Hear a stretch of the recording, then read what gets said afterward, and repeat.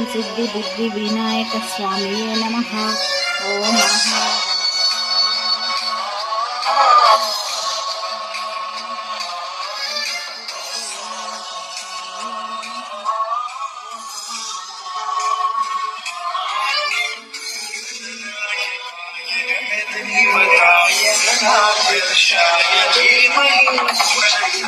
गुणमन्दिराय गुणेशानाय धीमहि गुणातीताय गुणाधीशाय गुणप्रविष्टाय धीमहि एकदन्ताय वक्रतुण्डाय गौरीतनयाय धीमहि गणेशाय भालचन्द्राय श्रीगणेशाय धीमहि